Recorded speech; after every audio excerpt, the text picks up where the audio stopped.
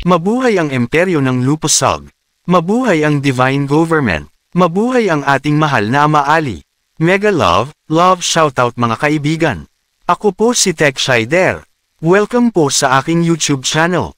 Narito po akong muli para ibahagi ang latest video ng ating mahal na inang Reynang Helen.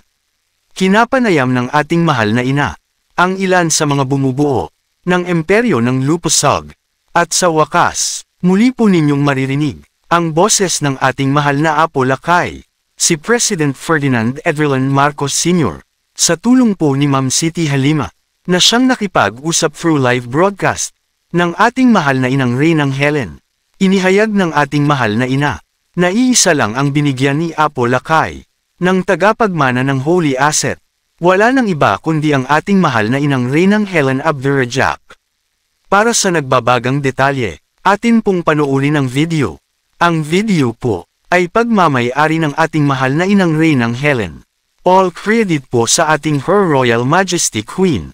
Ang original video, ay inyo pong mapapanood sa kanilang official YouTube channel, at Facebook page, na akin pong inilink sa ibaba ng video description. War Barakatu.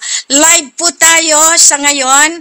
At least nakikita natin ang tropa na inutusan sa ngayon para sa investigations, para sa tinatawag natin solid sa laban ng monarkiya, sa hanay ni Apo Aram, sa hanay po ni Ama Ali, sa hanay po ni King. Ako, sinabi ko sa inyo, ang nagmayor sa panahon ngayon, ang King of Southeast Asia. Kasi yung aking panunungkulan bilang taga-ayos ay talagang naipanalo ko. So inendorso ko yan kay King. Kaya si King ang nagpalabas sa inyo, lahat kayo, generals, General Shah, General Rom, General Mike. Hindi ako ang nagpalabas sa inyo. Si Raja Mamad. Okay? Dato Dex, Sultan, Don, Dayang, Bay, Sultana, at ikaw lalo, Siti, dahil ikaw ang inatasan. Ngayon, medyo may maselan na parte ito. Kaya ako naihi nung nakita ko kayo. Kasi nagulat ako sa inyo. Akala ko ang interviewin ko isa lang. Bigla kayong nagsulputan, pinapawisan ako. Alam nyo ba yon? Pero ito, inutusan lang tayo. Kung natatakot pa tayo at hindi natin ilahad ang katotohanan, tayo ang kawawa sa iba't ibang kausap ng iba't ibang mga grupo na tayo yung mali, tayo yung kawawa, tayo yung walang puwersa. Ngayon, ayan pala ang puwersa na binigay ni Ama, na binigay ni Apo. His Excellency Ferdinand Edwin Marcos Sr. has his reason. Bakit ngayon niya kayo pinalabas? Kayo ngayon ang siyang sasangga sa lahat. Ngayon, ako'y nagpapasalamat and I swear to God, to Allah, that at this very moment, upon the 7th day kanduli ni Ama Ali, truck by truck nang dumating doon dahil nagpakita talaga si Ama sa kanila. Marami talaga siyang pinakitaan. Kaya ngayon, pasalamat ako sa inyo dalawa, Dato Dex, siya. Alam nyo, ikwento nyo kay Sultan kung gaano ka tibay, kung gaano kasikreto ang misyon na yon. Dahil hinaharangan po yan. Dahil napakatindi ng aking pinagdaanan. Pagbantay lang kay Ama, makarating lang siya doon at mapatunayan ko na talagang kapangyarihan ng Allah, ng 7 Makdum, ni Ama Ali, na talagang nagpakababa. Siya po ang nagutos sa akin. Huwag ka nang maingay, basta nandito lang ako sa iyo. At pangako natin, huwag na huwag mong hiwalayan ang pinag-umpisahan natin. Dahil binilang ko, 39 years na pala kami nag-mission ni Ama Ali. Ganon katagal, araw-gabi, tapos bigla na lang parang kinuha sa aking mga palad at ako'y talagang dinestroy. Oh, Pasensya na po, nagiging emotional ako. Sa ngalan po ni Apo Lakay, ang agila ni Ama Ali. Ayan, ngayon dito natin makikita. Sultan ng Lanao.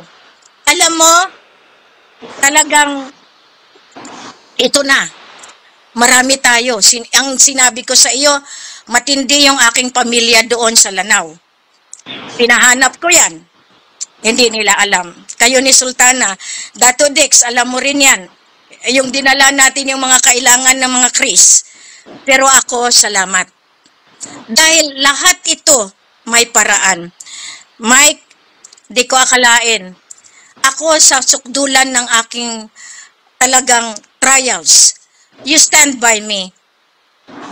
Diyan, si Radya ang nagbigay sa inyo ng rangko, hindi ako. Okay? So ngayon, sinong una sa inyo magsalita sa ngalan ng katotohanan? Sultan? Sige po. Okay. Yung mukha mo dito, banda. Papunta dito. Yan. Very good. Okay. Assalamualaikum warahmatullahi wabarakatuh. Una sa lahat, gusto kong batiin ang mahal na Reyna, Queen Helen Abdulrazak Elizabeth III, at saka si ang King Muhammad Mamay Hassan bin Abdul Ghaffar Abdulrazak, at ang legend na si Apo Lakay, Ferdinand Idralin Marcos Sr., ang isang eternal President of the Federal Republic of the Philippines.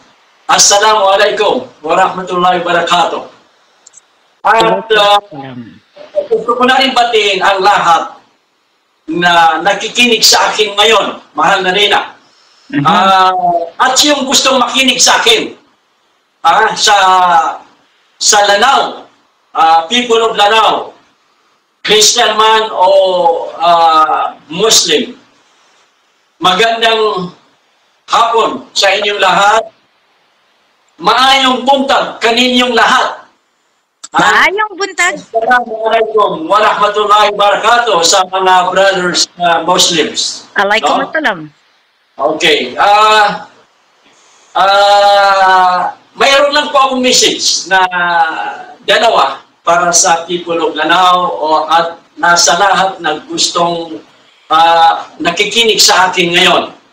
Unang-una, sa people of Lanao, suportahan natin ang mahal na Reyna na si Queen Helen Abdulrazak Elizabeth III, at saka si King Mamay Hassan bin Abdul Ghaffar Abdulrazak. Sila po ang legit na king at saka queen.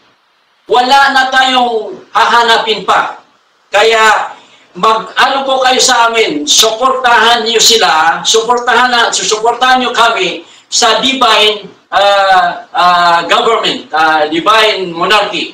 Dahil ito po ang magpapagbigay sa atin ng maganda kabutihan. Wala na tayong pag-asa sa political government.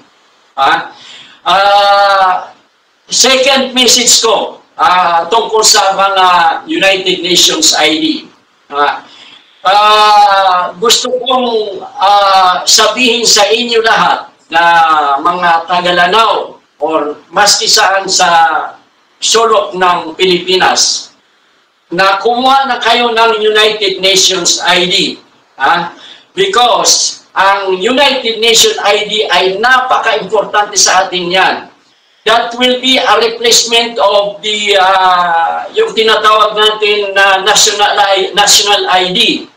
At itong national ID, itong United Nations ID, ito ang magiging basis natin sa mga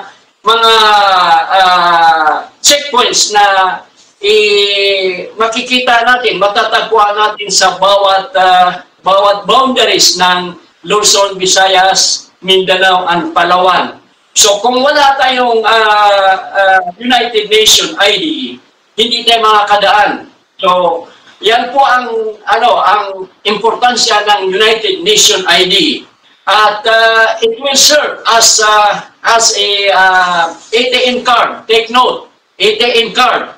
So, napakahalaga po niyan.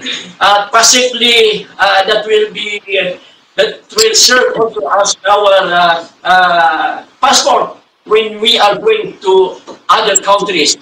That is under negotiation pa. Okay? So,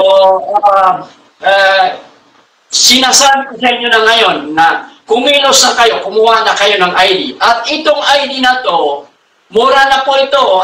Actually, 500 pesos ito.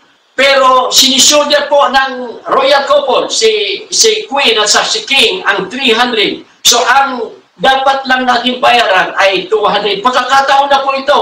At saka itong United Nations ID, ay iba na po ito sa dating United Nations ID. Ito ay mayroong siyang teknolohiya, bagong teknolohiya na parang microchip na parang protector siya, para safety siya, hindi siya pwedeng gayahin. So, napakamura na po yan sa 200. Kaya, kailangan, additional of 200, kailangan kumuha na tayo. Dahil pag hindi, magsisisi tayo. So, paano po sa amin pag wala tayong ID na yan? So, yun lang po ang message ko ngayon. Masasabi ko ngayon, as of now, dito lang po, hanggang dito na lang po. Assalamualaikum warahmatullahi wabarakatuh. Magandang balita po yan, and thank you Sultan of Lanao, Sultan Don. Talagang nandiyan kayo kasama si Sultana. Ngayon, gusto kong marinig ang boses ni Dato Dix. Dato Dix, at least nandiyan ka rin bilang talagang nasa Lanao. Yes po ma'am. Assalamualaikum warahmatullahi wabarakatuh. Sa lahat, gusto ko pong batiin si mahal na Rinat, mahal na Hari King Mamay Abdul Razak at saka si Ma'am Queen Ilin III Abdul Razak. Ang maano po, kasi totoo lang, hindi ako magsasalita ngayon eh. Kasi nandito naman yun, nakapagsalita na po yung Sultan ng Lanao. So parang... Very good. Suportahan na lang natin ang Sultan, pero ako'y nagpapasalamat sa iyo bilang talagang ikaw yung naka-attend sa Banao doon sa kabila, at kayo ni Bay na talagang nandoon si Ama Ali na nakita niyo ang talagang partisipasyon ni Ama para doon sa tinatawag natin pagpalabas ng katotohanan. So dito nakikita natin lahat ito. Ngayon, hindi ko maano ngayon dahil mahawakan ang sitwasyon, dahil talagang ako'y nasa shock dahil ang akala ko kayong dalawa lang, pero lumabas yung tatlo na sa likod at sila pala ang itinalaga ni Mahal na Hari. Ngayon nagsalita si Mahal na Hari, sabi niya, wala tayong magawa kasi sila yan ang aking Royal Armed Forces na nandiyan. So, General Sharil, lahat pala kayo, General, ha? Di ko akalain. Mahirap pala ito, ha, General, okay? Kasi talagang nasa proseso tayo. At isa pa, talagang binantayan kayo ni Apo. Okay? So, yan ngayon ang ano ko.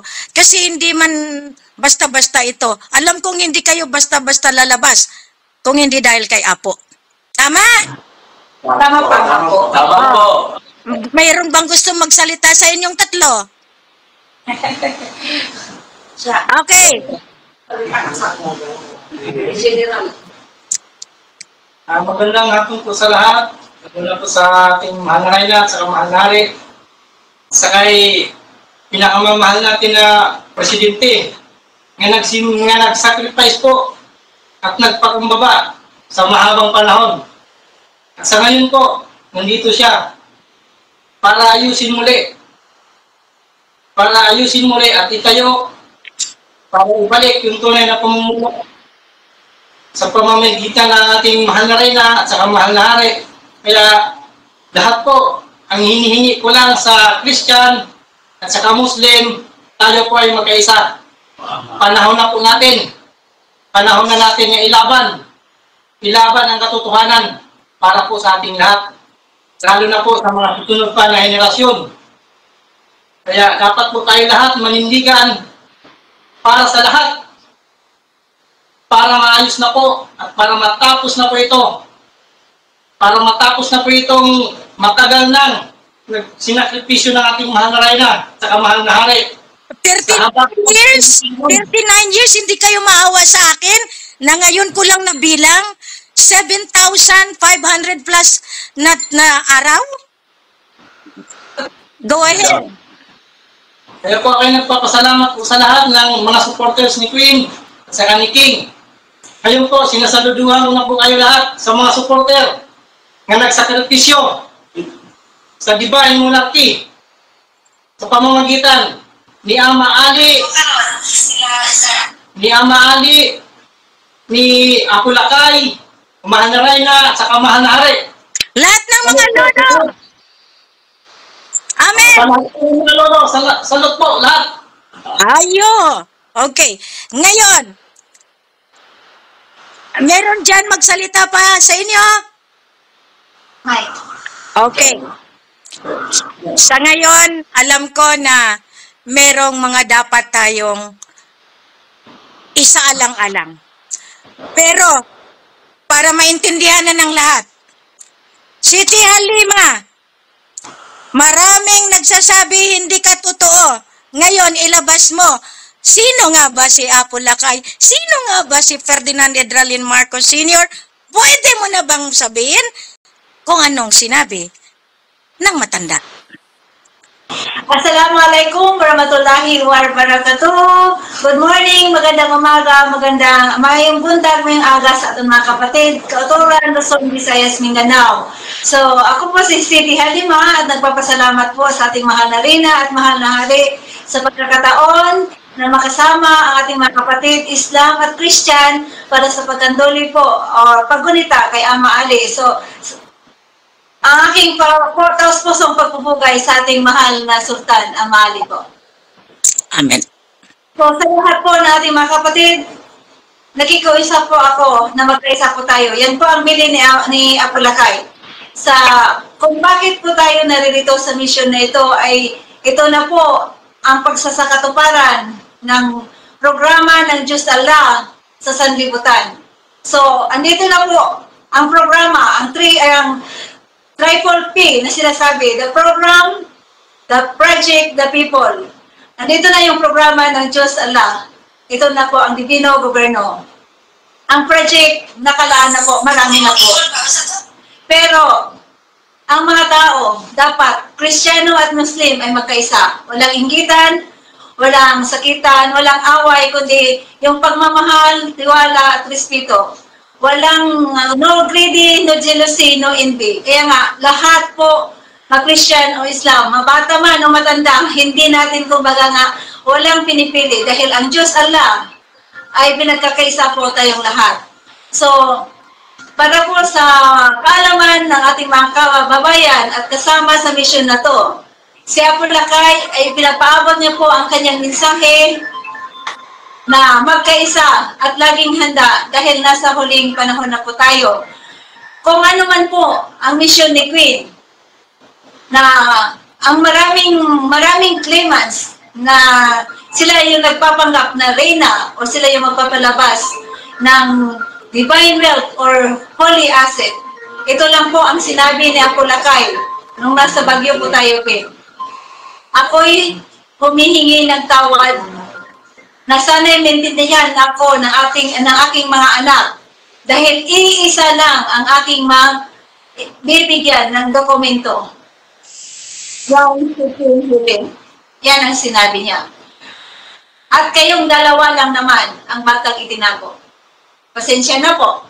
Kaya nga dito tayo lumalaban ng patas para may sa katuparan ang programa ng ating mga lolo mula kay Tatay Martin, Julas Kikiram, kay Ama Ali, at na naging spiritual guidance po natin, spiritual leaders natin, at sa physical na katauhan o leader ng ating nag-iisang His Majesty, Ferdinand Edralin Marcos Sr. ang ating presidente. So, sa lahat po, Luzon, Visayas, Mindanao, ito po ay hindi lang po paggugunita sa araw na pagkandoli kay Ama Ali, kundi sana isa puso po natin ang leksyon ng aral ng buhay ni Ama Ali na magiging matatag, magpakumbaba, at maging handa, lalong-lalo na po, ang pag-aalay natin, ating serbisyo sa ating kapwa. So, bilang mga sundalo sa kaliwanagan at sa divine mission o divine government, maging matatag po tayo. Ang mensahe po ni ni Abu Lakay, ipaparinig ko po. Yes! Meron! Wow! Good morning po. Tatang, mabalindi, nag-relive kami ni Queen Iti amin kwan, iti tatang. Kung nanakat no, mabalin ka no, nangyari mensahe mo, iti kakadwa tayo, iti amin ako magtagaan yung tili kung na mensahe ka no, mabalin ka no nga madawat or mangagdamad para kanya, amin kakasamahan.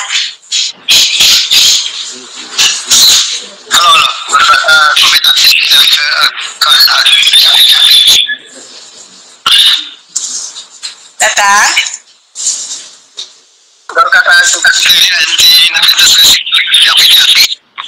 Sige po, Tata.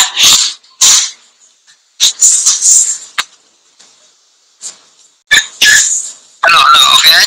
Okay po, Tata. I-record ko ito ng mamwan na mangagda. Kahit Tagalog po, pero mas maganda para maintindihan ko lahat.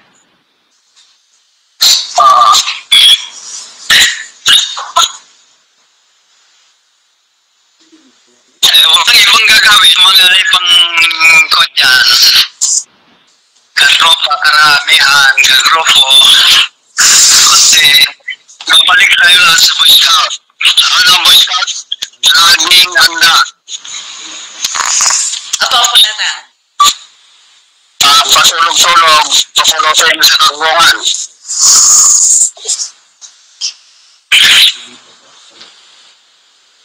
Kasi pag mga itong switch lang yan.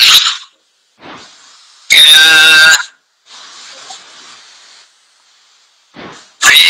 nandito pa rin ako.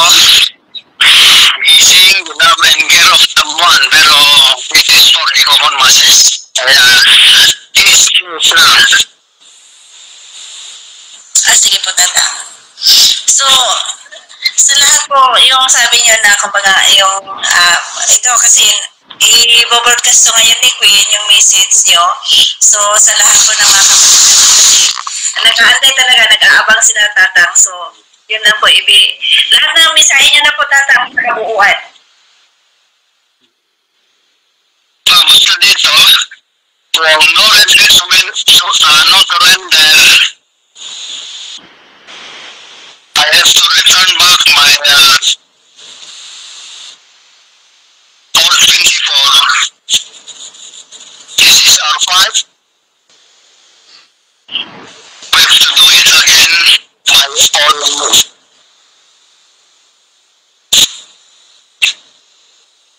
Hello? Ayan, nakikinig po, Tata.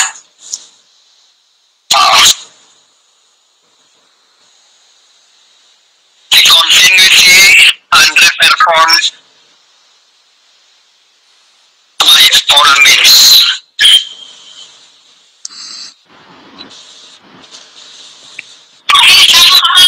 Tuloy-tuloy lang po, Tata, kasi talagang ni Queen to mamaya.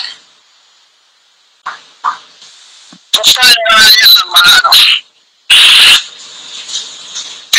one measure, tugod na do what is good, do not do what is bad.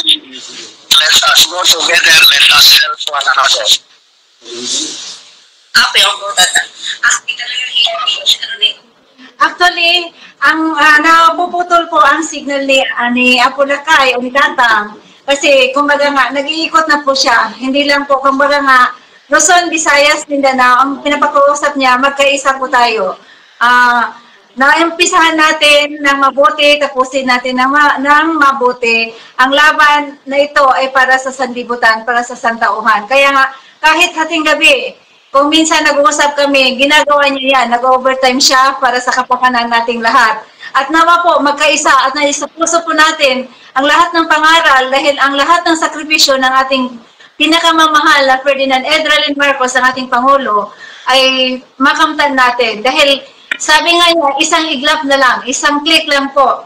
Kumbaga nga, talaga yung shutdown is imminent. So pinaghanda, ayun ang sabi niya na ibalik, magiging Girl Scout or magiging Boy Scout. handa. Oh, Boy Scout. Kasi talagang ito na po yung pinaghandaan na sinasabi na time is nearing. So, Luzon, Visayas, Mindanao, mga kapatid natin, nagpapasalamat po ako sa pagtangkilik niyo po. Lalong-lalo na po ang suporta niyo sa ating mahal na Rina at mahal na Hari at sa ating nag-iisang Pangulo, Ferdinand Edralin Marcos Senior. Opo, na kumbaga nga, ito na po ang sa katuparan ng matagal nating inaasam, hinahangad na kapayapaan at kasaganaan hindi lang sa ating bansa kundi sa buong mundo. At nawa po, lahat po tayo, nakikita niyo naman po, dito sa grupo ni Hanay ng ating mahal na Rina at mahal na Hari, andito ang ating mga general, ang ating mga sultan, Christian, at Islam, nagkakasama. At dyan po, makikita natin ang liderato ng isang Islam at isang Kristiyano na hindi dapat paghiwalayin.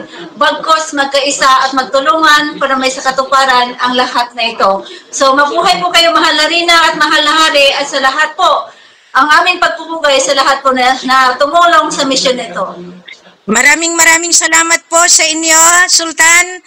Ito po, talagang we salute you and all of this because of Apu Lakay, talagang lumabas kayo.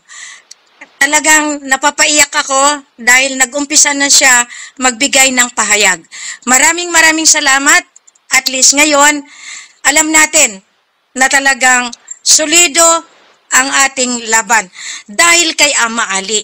Kasi si Ama Ali at saka si Apu Lakay, talagang sila ang nag-umpisa ng lahat na ito.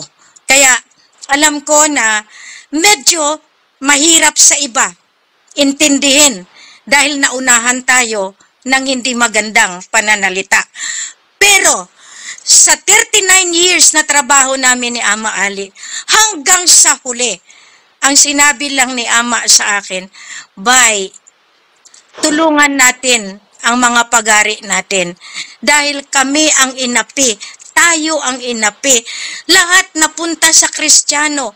Pero yung act ni Apo na ibinalik niya yung corona sa totoong may-ari at ngayon si mahal na Hari ang tagapagmana ng Kiram.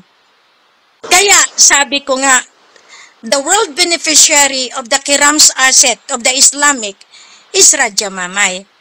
And for the Christians, and for the mother account, na yan ang binigay ni Apu Lakay. Kaya nga sinabi niya, pasensya sa mga anak, pero iisa lang ang pinili niya at binigyan ng kanyang suksesyon. So yun. Kailangan ko pa bang matakot? Kailangan ko pa bang magtago? Kailangan ko pa bang hindi ilaban? Lumaban na yung matanda ng ilang taon. Lumaban si Ama. 39 years binubuno namin araw-gabi. Ngayon ako naiiyak. Dahil kung hindi tayo lumantad sa katotohanan, paano na lang? Kawawa din si Apo. Kawawa din. Ako inaukusahan, lunatic. Ako inaukusahan. Walang kwenta. Okay lang. Pero ngayon, hawak ko ang katotohanan. At mismo sa bibig ng mahal na ating presidente, lahat ng anak niya, isa lang ang binigyan. At ang witness niyan, na sinabihan, si Siti Halima. Kaya nga yan ang ano natin. Pero, natuwa ako kasi kahit kunting pananalita lamang, narinig natin kasi nasa malayo siya eh. Kaya sinikap niya para hindi na lalo alipustahin ang anak niya. ang anak nila Ama Ali. Yun ang pinakamasakit sa kanila. Pinakamasakit sa kanila na sinabi talaga ni Ama Ali, akong bahala. At sinabi rin yan ni Apo. Hayaan mo. 39 years, 7,500 days plus, araw-gabi. Pero nanalo si Queen. Pinanalo ko kayo. Kaya huwag kayong matakot. Dahil wala akong hipnotismo, kundi ang kababaan ko ng loob para sumama kayo sa katotohanan. Marami, kaya nga natutuwa ako sa kanila. Ngayon, ang daan patungo sa kaginhawaan, iyan ang ating haharapin sa ating presidente, Ferdinand Idrelin Marcos Sr., na siya mismo ang nagpalaki ng pera ng sultan. Na yan si Ama Ali, nang tinanggap niya para kay Dato, para kay Bay. Diyan, isipin nila na nasa kamay ni King and Queen ang succession. Diyan pa lang. At lahat na iyan ay pinirmahan ng matatanda. Kay King and Queen, wala pa ang iba. Iyan ang masakit ngayon dahil hindi nila alam. The document speaks for itself. Kaya wag dapat unahan, wag dapat magmayabang, wag dapat ituliro ang testamento dahil ang hindi nila alam, may final documents executed by Apo Lakay, Ama Ali, and Tunko Abdurrahman as of now. Yan ang sinasabi ko na mahirap. Mahirap magyabang. Mahirap magsalita. Dahil ang divino gobyerno magpakumbaba. Doon tayo. Maraming salamat sa inyo. Ito ilalabas. Ito, maghanda kayo ng putakting mga tawag ninyo. Kasi, hindi ko akalain nagsilabasan kayo sa araw na ito. Maraming salamat! Bless everyone! Mega love shoutout po sa lahat ng mga nagkokomento ng positibo. Maraming salamat po sa inyong pagsubaybay. Maraming salamat po sa inyong pagmamahal at pagsuporta sa ating mahal na Haring Roger Mamay. At sa ating mahal na inang Reynang Helen Abdurrahman Elizabeth III. Please like the video to support. At inyong i-share sa inyong social media communities. At kindly subscribe kung kayo po ay bago sa aking YouTube channel. God bless.